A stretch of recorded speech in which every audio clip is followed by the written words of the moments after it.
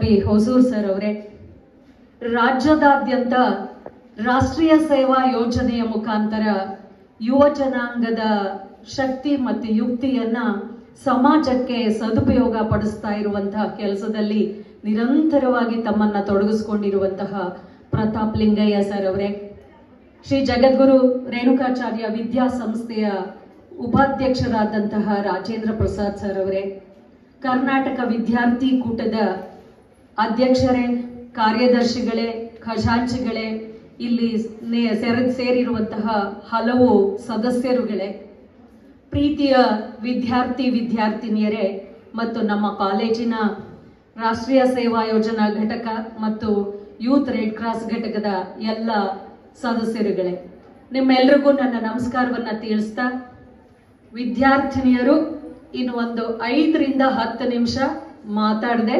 ಗಂಭೀರವಾಗಿ ಕೂತ್ಕೊಳ್ಬೇಕು. ನಿಮಗೆ ಈಗ ಅರ್ಥ ಆಗಿದೆ ಈ ಕಾರ್ಯಕ್ರಮದಿಂದ ನಮ್ಗೆ ಅದೆಷ್ಟು ಪ್ರಯೋಜನ ಆಯಿತು ಅಂತ. ವಿಶೇಷವಾಗಿ ನಿಮ್ಮನ್ನೇ ಯಾಕೆ ಈ ಕಾರ್ಯಕ್ರಮಕ್ಕೆ ಆಹ್ವಾನಿಸಿದ್ದು ಅಂದ್ರೆ, ನೀವೆಲ್ಲ ಈಗ 18 ವಯಸ್ಸನ್ನ ಮುಗಿಸಿ 19ನೇ ವಯಸ್ಸಿಗೆ ಕಾಲಿಟ್ಟಿದ್ದೀರಿ, 19-20ರ ಆಸುಪಾಸಿನಲ್ಲಿದ್ದೀರಿ. PUC ಮುಗಿಸಿ ಡಿಗ್ರಿಗೆ ಬಂದಿದ್ದೀರಿ. ಇದುವರೆಗೆ ನಿಮಗೆ ಬ್ಲಡ್ ಡೊನೇಟ್ ಮಾಡೋ ಅಂತ ಅವಕಾಶ ಇರಲಿಲ್ಲ. ಯಾಕೆಂದ್ರೆ 18 ವರ್ಷ ದಾಟಿದ ಮೇಲೇನೆ ಬ್ಲಡ್ ಕೊಡೋಕೆ ಅವಕಾಶ ಆಗೋದು. ಈಗ ನೀವು ಆ ಅರ್ಹತೆಯನ್ನ ಪಡ್ಕೊಂಡಿದ್ದೀರಿ. ಮಾತಾಡ್ತಿದ್ದೀರಿ, ಕೆಲವರು ಗಮನ ಇಟ್ಟು ಕೇಳಿಸ್ಕೋಬೇಕು. ಒಂದು ಕಾರ್ಯಕ್ರಮದಲ್ಲಿ ಶಿಸ್ತು ಕಾಪಾಡಿಕೊಳ್ಳೋದು ನಿಮ್ಮೆಲ್ಲರ ಆದ್ಯ ಕರ್ತವ್ಯ. ಕಾರ್ಯಕ್ರಮ ಇನ್ನೇನು ಮುಗಿಯುತ್ತೆ.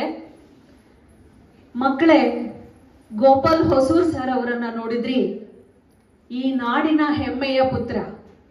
ಎಷ್ಟೆಲ್ಲ ಸೇವೆಯನ್ನ ಮಾಡಿ ಸಾವು ಬದುಕಿನ ಮಧ್ಯೆ ತಾವು ರಾಜ್ಯ ಸೇವೆಯನ್ನ ಮಾಡಿ ನಿವೃತ್ತಿಯ ನಂತರ ಅವ್ರಿಗೆ ಕೈ ತುಂಬಾ ಪೆನ್ಷನ್ ಬಂದರೂ ಕೂಡ ಜೀವನವನ್ನ ಎಂಜಾಯ್ ಮಾಡ್ಕೊಂಡು ಕಲಿಯದೇನೆ, ನಾನು ಬೆಳಗ್ಗೆ 4:30ಯಿಂದ ರಾತ್ರಿ 9:30ವರೆಗೆ ಏನಾದ್ರೂ ಒಂದು ಕೆಲಸದಲ್ಲಿ ಸಮಾಜ ಸೇವೆಯಲ್ಲಿ ತೊಡಗಿಸ್ಕೊಂಡಿರ್ತೀನಿ ಅಂತಾರೆ. ಈಗಾಗಲೇ ಪ್ರತಾಪ್ ಲಿಂಗಯ್ಯ ಸರ್ ಅವ್ರಿಗೆ 1:30ಗೆ ಇನ್ನೊಂದು ಕಾರ್ಯಕ್ರಮ ಇದೆ. ಈ ಇಬ್ಬರು ವಿಚಾರಗಳನ್ನ ನೀವು ಕೇಳಿದ್ರಿ, ದಂಪತಿಗಳು ಅಂತ ನನಗೆ ಇವತ್ತೇ ಗೊತ್ತಾಗಿದ್ದು. ಅವ್ರು ಕಳೆದ 15 ದಿವಸದಿಂದ ನನ್ನ ಜೊತೆ ಸಂಪರ್ಕದಲ್ಲಿದ್ದಾರೆ. ಸಾಕಷ್ಟು ಸಾರಿ ನಾನು ಮಾತಾಡ್ತಾ ಇದ್ದೀನಿ. KVK ಸಂಸ್ಥೆಯ ವಿದ್ಯಾ ಅವರು ಮತ್ತು ಹರ್ಷ ಲಕ್ಷ್ಮಣ್ ಅವರು. ಒಂದು ವಾಂಛೆ ಇರಬೇಕು ಯಾರಿಗಾದ್ರೂ. ನಾವೆಲ್ಲರೂ ಓದ್ತೀವಿ, ನಾವೆಲ್ಲರೂ ಬೇರೆ ಬೇರೆ ಕಡೆ ಕೆಲ್ಸಕ್ಕೆ ಸೇರಿಸ್ತೀವಿ. ಈಗ ನಿಮ್ಗೊಂದು ದೊಡ್ಡ ಆಸೆ ಇದ್ಬಿಟ್ಟಿರುತ್ತೆ ನಮ್ಮ ವಿದ್ಯಾರ್ಥಿನಿಯರಿಗೆ, ನಾನು ಡಿಗ್ರಿ ತಗೊಂಡ್ಬರ್ಬೇಕು, ಒಂದು ಕ್ಯಾಂಪಸ್ ಸೆಲೆಕ್ಷನ್ ಆಗ್ಬಿಡ್ಬೇಕು, ಒಂದು MNC ಕಂಪ್ನಿನಲ್ಲಿ ಒಳ್ಳೆ ಸ್ಯಾಲರೀಸ್ ತಗೊಂಡ್ಬಿಟ್ರೆ ನನ್ನ ಗುರಿ ಅಂತ. ಅದ್ರ ಆಚೆಗೆ ಒಂದು ಇರ್ಬೇಕಲ್ಲ ಸಮಾಜ ಸೇವೆ ಅನ್ನುವಂಥದ್ದು.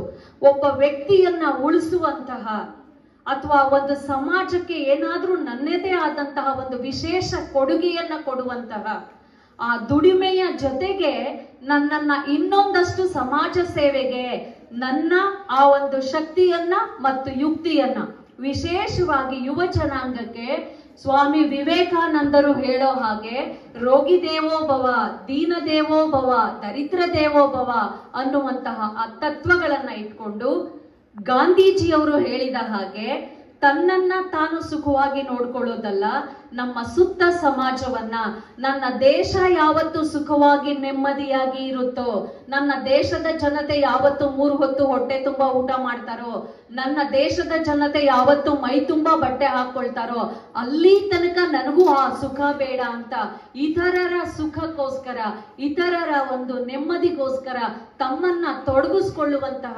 ಕೆಲಸದಲ್ಲಿ ಈ ಗಣ್ಯರೆಲ್ಲ ತಮ್ಮನ್ನ ತೊಡಗಿಸ್ಕೊಂಡಿದ್ದಾರೆ. ಇವರೆಲ್ಲರೂ ಇವತ್ತು ನಿಮಗೆ ಮಾದರಿಯಾಗಬೇಕು. ನಾವೇನಾದ್ರೂ ನಮ್ಮ ಬದುಕಿನಲ್ಲಿ ಸಾಧಿಸ್ತೀವಿ ಅಂದ್ರೆ ವಿದ್ಯಾವಂತರಾಗಿ ನಮ್ಮ ಆ ವಿದ್ಯೆಯನ್ನ, ನಮ್ಮ ಶಕ್ತಿಯನ್ನ, ನಮ್ಮ ಯುಕ್ತಿಯನ್ನ ಸಮಾಜಕ್ಕೆ ಒಂದು ಕೊಡುಗೆಯಾಗಿ ನಮ್ಮ ವೃತ್ತಿಯ ಜೊತೆಗೆ ಒಂದು ಪ್ರವೃತ್ತಿಯನ್ನಾಗಿ ರೂಢಿಸ್ಕೊಳ್ಳೋದಕ್ಕೆ ಈ ಒಂದು ಕಾರ್ಯಕ್ರಮ ಅತ್ಯಂತ ಪ್ರಮುಖವಾದದ್ದು.